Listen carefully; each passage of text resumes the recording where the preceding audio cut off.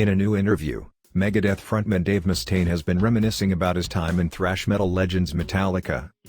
Mustaine, who was interviewed for an episode of VH1 Classic's Rock Icons, had particularly fond memories about his guitar partnership with James Hetfield. "There was a feeling that James Hetfield and I had when we would stand next to each other and play. I think people saw that there was a real brotherhood there.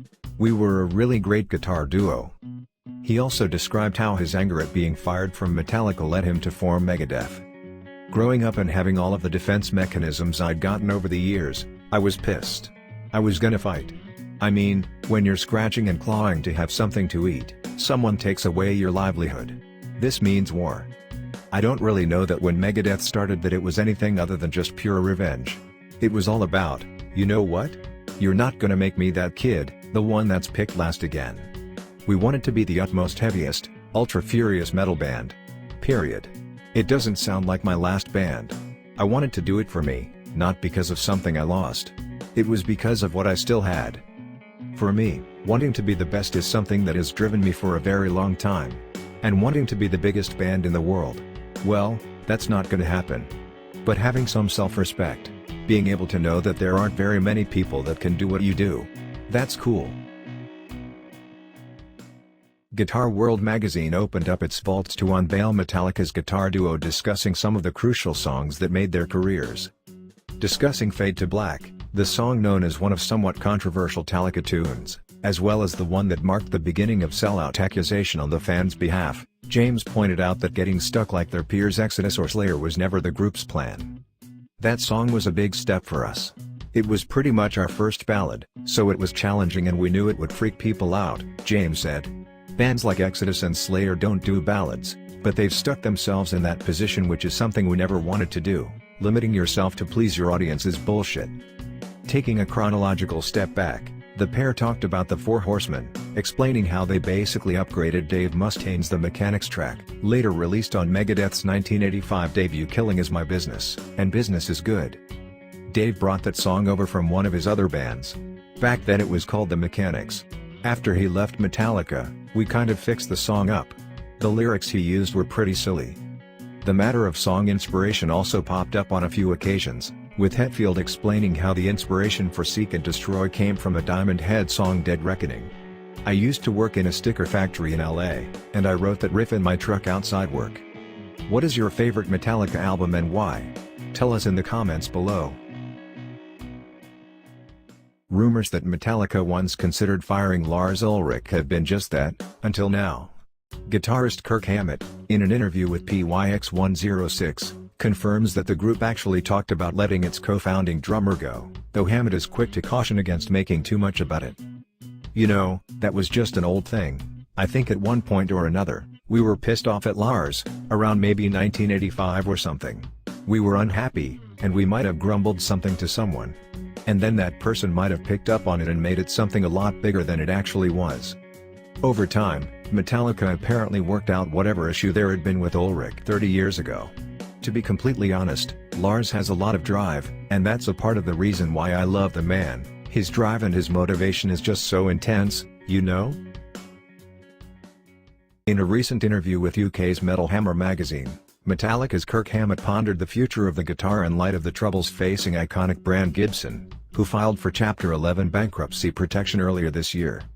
As more popular music has been made with computers, international guitar sales began to decline, creating a challenge for larger manufacturers and retailers like Gibson. According to the Washington Post, the other of the two biggest companies, Fender, is also in debt, and a third, PRS Guitars, had to cut staff and expand production of cheaper guitars.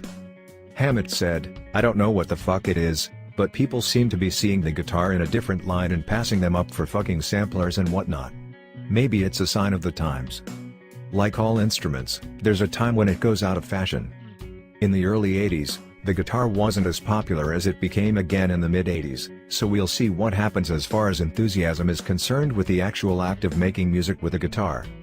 "It's sad news to me, but I hope Gibson prevail. They have in the past." Metallica's Kirk Hammett described his experience of jamming with Meshuggah as amazingly powerful, but also shared his thoughts on the band, saying that they are so unique. Hammett joined the band on stage as part of his annual horror-themed Fear Festival music and memorabilia event a few years back. This is what he said when speaking with SiriusXM's Liquid Metal. "I could feel the power behind me. And I was thinking about it, and it was kind of like being in front of a locomotive. And the only way to, keep in front of that locomotive is to just play my ass off and keep up with it. It was amazingly powerful and an amazing experience. I have to say, I've jammed with a lot of people and I've jammed with a lot of bands, but that was so unique and next level." He went on to note that the experience of playing under Meshuggah's extensive lighting rig was trippy. "Their stage show is trippy, because they have lights, a lot of lights, and you can barely see those guys. So when I walked on stage, it was so dark on stage, I could barely see my guitar neck, but, for some reason, somehow, someway, that kind of added to the overall vibe. I just have to say, man. It was the first time I really sat and watched them for more than 10 minutes, cause that's usually all the time I have. And I have to say, they're one of the best metal bands out there for a variety of reasons, man. In terms of technique and virtuosity, in terms of originality, there's no precedent before Meshuggah. They have set a precedent, and they are so unique. It's almost Dada-esque. I know I'm using a lot of big 50-cent words here, but it's the only way I can really explain how I think and how I feel about them." On Vancouver radio station CFOX, Metallica's Kirk Hammett spoke fairly candidly about his experience taking guitar lessons with Joe Satriani. "It was actually very poignant," Hammett said of his first lesson with Satriani. "His first lesson to me was, learn your lesson. Don't waste your time, don't waste my time. I expect you to know everything that I gave you in a week's time." I was like, this guy is serious. But you know what? I did it, and he kicked my ass. But after a while, I was taking 2 lessons a week from him. I became so thirsty for what he had to offer me, I was just like, bring it on. It's all making sense. I want to learn more. Hammett then discussed Satriani as a player, saying ever since I first met him, he's always played incredibly, with all the sounds and all the bar stuff and tapping and crazy licks that no one's ever played and still probably never plays. I mean, he's just such a unique individual as a musician. Dave Mustaine shared his thoughts on Meshuggah after getting to hear the band a bit more often during ongoing joint tour with Megadeth, telling Cat Rock, "They're really exciting.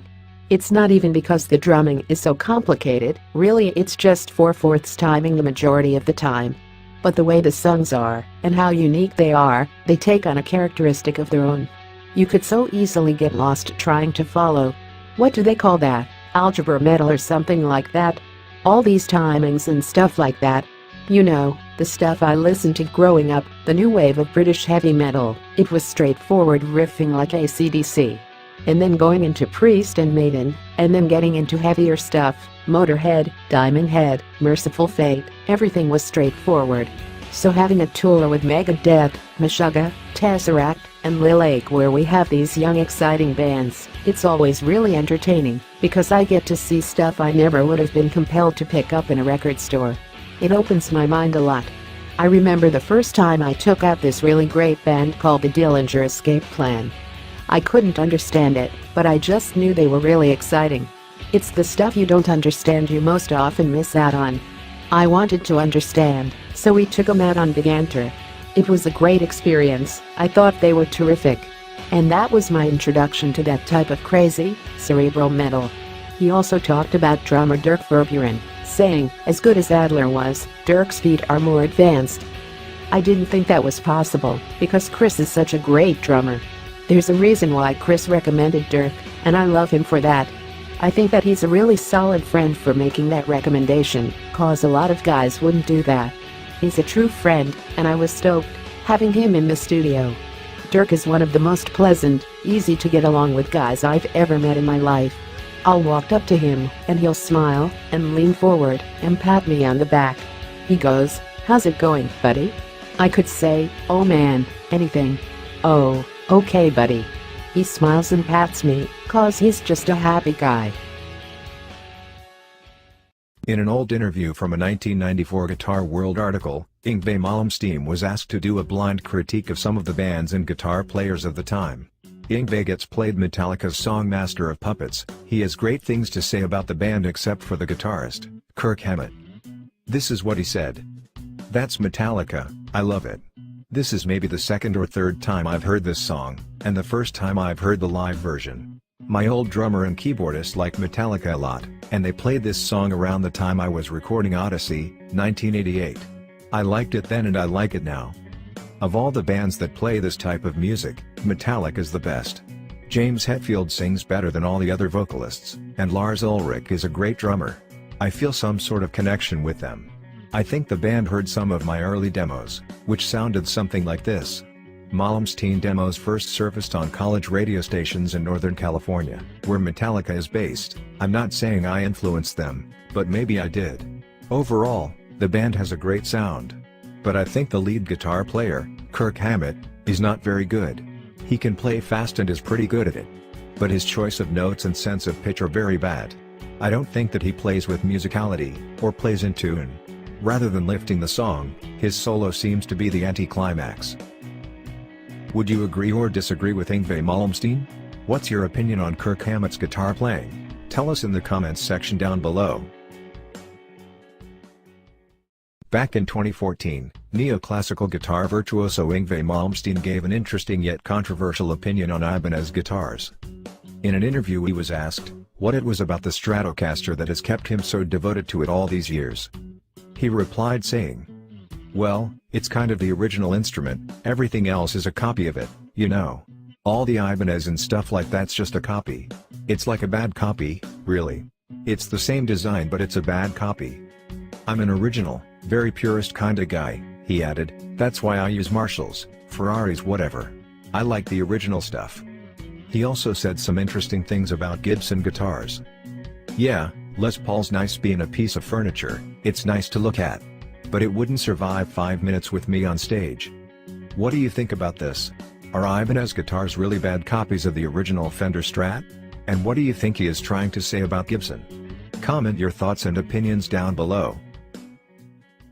Neoclassical guitar master Yngwie Malmsteen goes through his top 5 tips for guitarists. 1. Learn from the best. Just like you, I had heroes as a kid. I got the first Deep Purple album and started figuring out how to do the whole Ritchie Blackmore thing. To be honest, I got pretty damn close. And then I soon realized he already exists, so I really should do something that sounds like me. It's a really good thing to emulate someone in order to learn your trade. I actually think it's very important. But eventually, you might want to go somewhere else with it, and that's up to each and every individual. 2. Knowledge is power. You're going to laugh at this, I only play with my ears. I don't think about technique or scales or anything. I just think about what I sound like. I grew up in a very musical family and I knew how important it was to know all the theory. You might think it's boring, but you have to learn the relationships between all the scales, keys and notes, in order to know what you can and can't do. Say phrygian and diminished, they're all connected. A harmonic minor is also E phrygian dominant, but you could play diminished from F sharp every 3 frets, and you'll bring that flavor. It all becomes hardwired, and you soon stop thinking about it. 3. Open every door. When you play blues, you go into a certain mode, you know. The groundwork isn't actually that hard, it's all mathematical theory. You have the key to this door, and when you open it, there's a hallway with 100 other doors. Behind those doors are more doors, and it keeps going on. But you need the key to open that first door. Once you have that, you don't need to worry anymore. That's how you become an amazing improviser, and I feel that improvisation is one of the most important things to be a musician. All the great composers were great improvisers, they wrote it all down because they had to. That all comes down to knowing the theory. It's how you stay in the right place and never head anywhere you're not supposed to be. 4. Express yourself clearly. When I first came on this scene, way back when, people always used to say 2 things. "Hey man, I can't believe you have no distortion on your guitar." And "I have more gain on my shit than you could imagine," insane levels of it. I just make sure each note is clearly expressed. You do one, and then you move on to the next. Don't let them bleed into each other. The other thing people used to say is, "You pick every note." I don't pick every note. If I did that, with the amount of gain I use, it would sound crazy. But it's not all legato either, there's no real system to it. I could pick every note if I wanted to, and sometimes do, if it's the sound I'm looking for. My solos sound like mini compositions. Some guitar players do repetitive things really fast, and I always felt that there should be a melody behind it, even if it's fast. People also used to say, "Wow, I can't believe how you wrote that solo." And I didn't write that solo, it was never written. Roll the tape, and off I go. It's completely improvised, even on the records.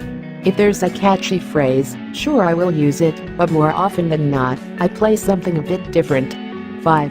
Listen to the other instruments. I think since the late 50s, guitar players spend all their time in the bedroom listening to other guitar players. It went from Muddy Waters to Chuck Berry to Hank Marvin to Jimi Hendrix to Pete Townshend to Eddie Van Halen and so on. They were all fucking amazing. I love them, but they all had that in common with the exception of one, Alan Holdsworth, who took his lines from saxophones. I became infatuated with the classical violin that ended up being my inspiration. It's a strange thing to say, because I've been on the road with Steve Vai and all those guys a few times. We've spent a lot of time together, and I've really gotten to know how they think, and they all have that in common, they love other guitar players. I'm not saying that's bad, I'm just saying it's something I see more often than not. You may run the risk of having slightly less identity, but I wouldn't want to knock anyone for that. I understand how it feels. When I was a kid, I wanted to be like Blackmore because he was cool, but it's important for me to feel like I'm doing my own thing.